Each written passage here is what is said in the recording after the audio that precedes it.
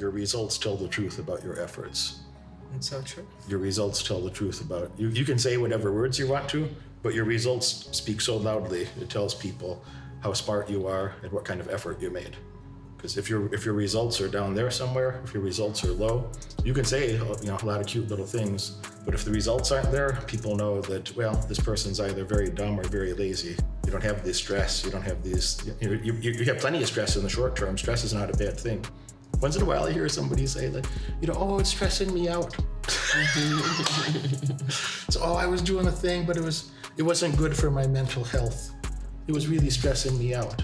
What do you think about that? Here, I spent most of my life beating myself up physically and mentally to achieve my results. You will not accomplish anything in life without damaging yourself a little bit. Put yourself in a situation where you have to go fight another human being that is also training to beat the shit out of you. Yeah. Right? My body is all beat up. Like, everything hurts. I have injuries everywhere. So many surgeries I had, but I don't regret, because if you really want to feel good about yourself, you shouldn't be doing things that are worth feeling good about, right? I talk about that a lot. If you don't have $1 million yet, you're living a much lesser life than what could be easily available to you with the right guidance. My head coach has freed up a few spots in his calendar to hold one-on-one strategy calls with the highest quality applicants. If you're doing well already and you're looking to accelerate your momentum and do even better, click the link in the description now and apply for your strategy session. More at the end of this video.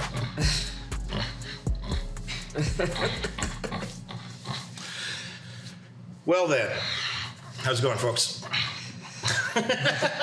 We're fighting. We're just here having flexing up a little bit. And we've been talking about this afternoon. We're lifting some weights. It was leg day. Go do some more weightlifting after. And then go do our third workout of the day.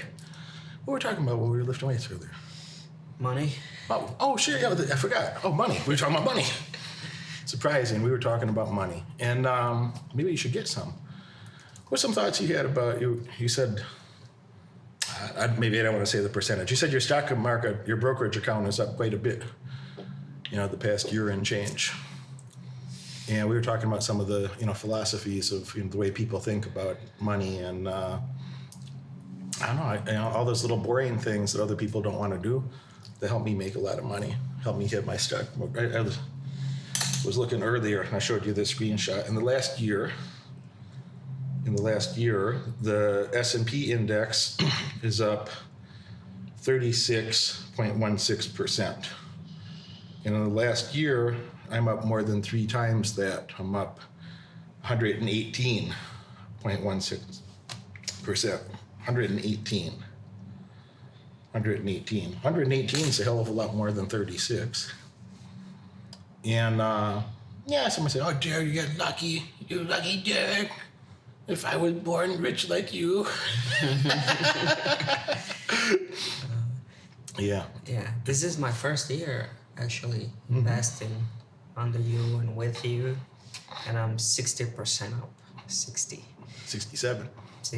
Before that, I was $100,000 down because I didn't know how to invest in the stock market, and I had somebody, the finance advisor for Wells Fargo, investing my money, and didn't go very well. So me and Derek kind of sat together and we looked at my portfolio and we were like, just take the loss and go here. So I'm not only up 60%, I recovered more than, like, the money I lost and more. Mm-hmm.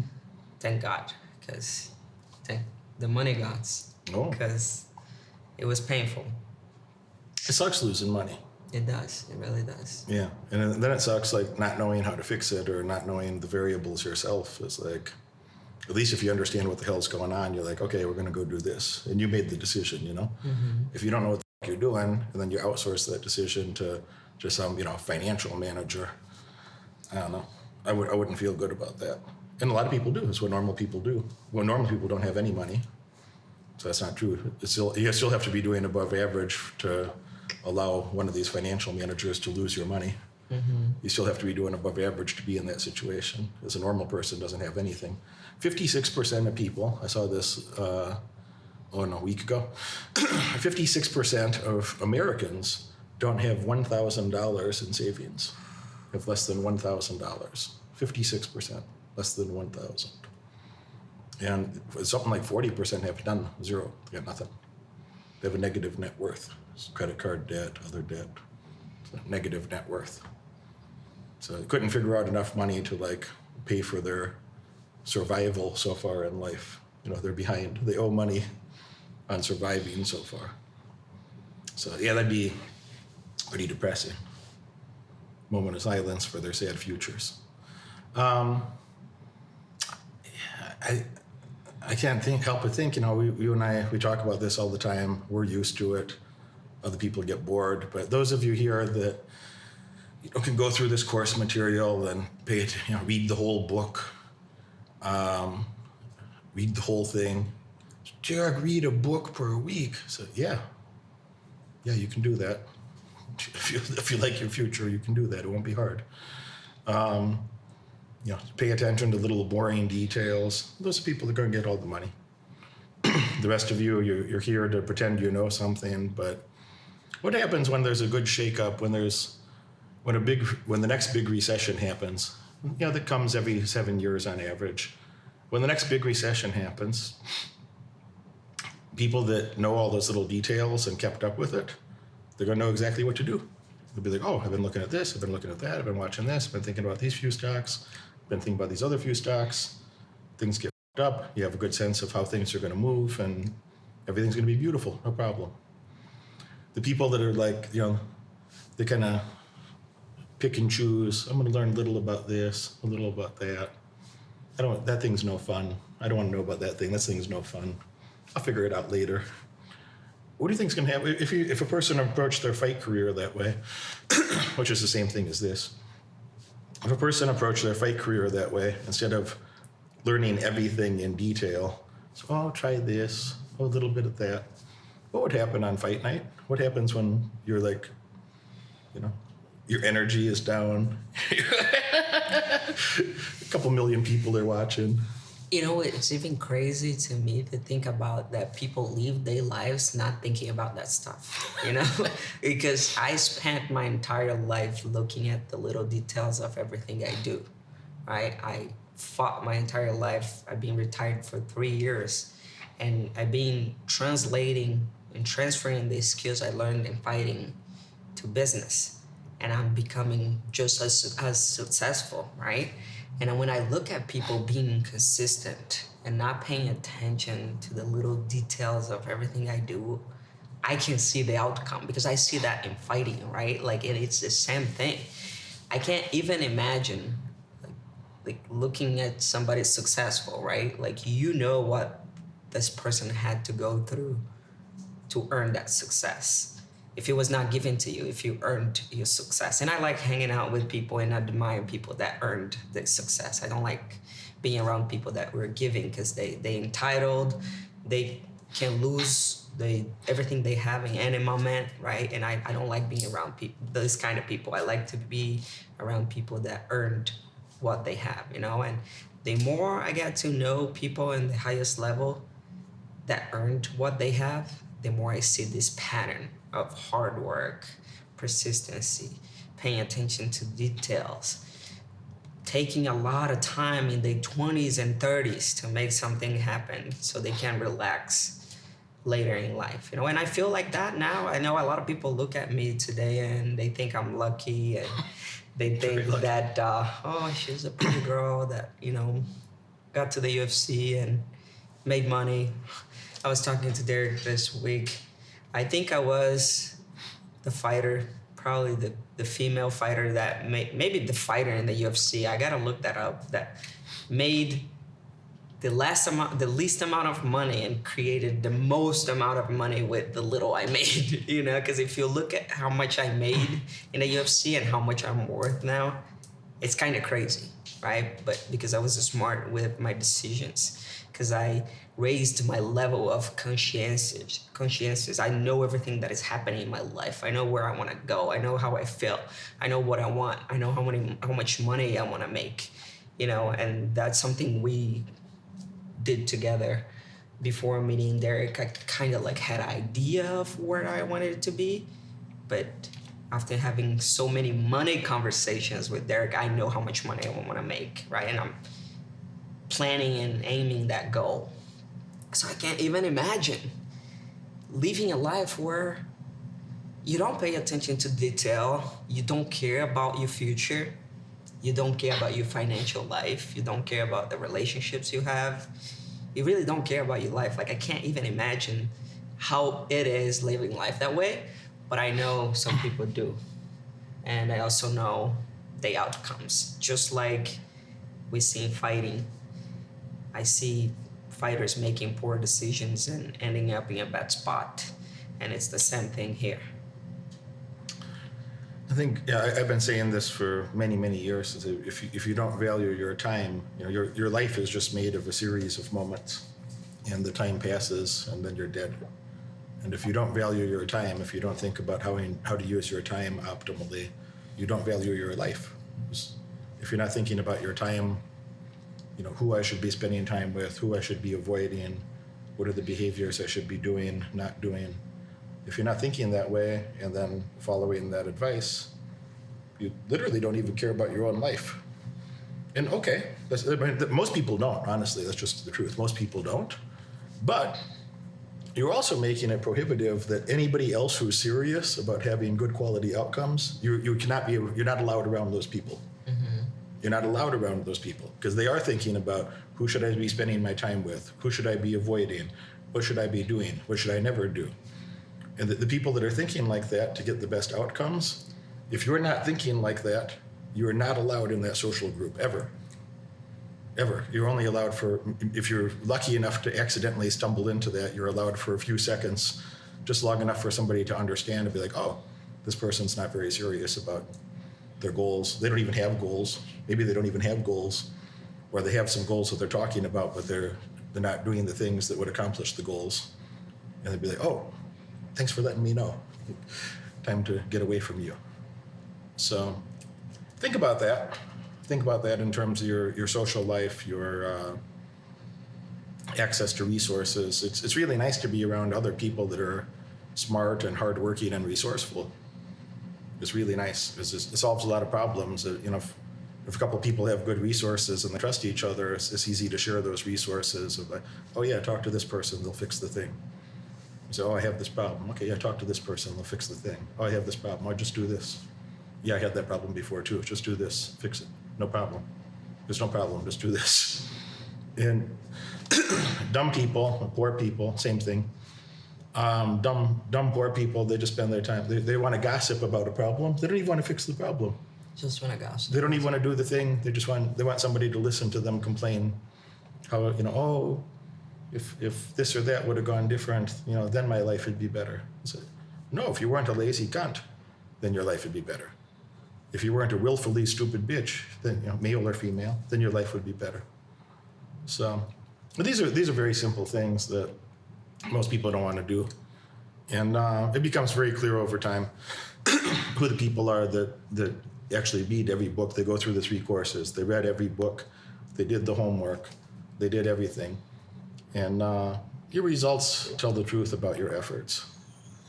I've been saying that a lot recently. I've been thinking that a lot recently. Your results tell the truth about your efforts. It's so true. Your results tell the truth about you. You can say whatever words you want to, but your results speak so loudly. It tells people how smart you are and what kind of effort you made. Because if your results are down there somewhere, if your results are low, you can say a lot of cute little things. But if the results aren't there, people know that, well, this person's either very dumb or very lazy, because if they were as smart as they think they are and they were making the effort that they talk like they are, their results would be better. So everyone smart knows. Everyone who did something knows. And you're only lying to yourself and lying to some dummies, maybe. Maybe some other dummies you can engage in dummy conversations together. And so I'm going to do this, I'm going to do that, I'm going to do this big thing, that big thing. So why haven't you done it yet? Why haven't you done it yet? I've been doing big things my whole life. Why haven't you done it yet? So quit talking about shit and just go do the work.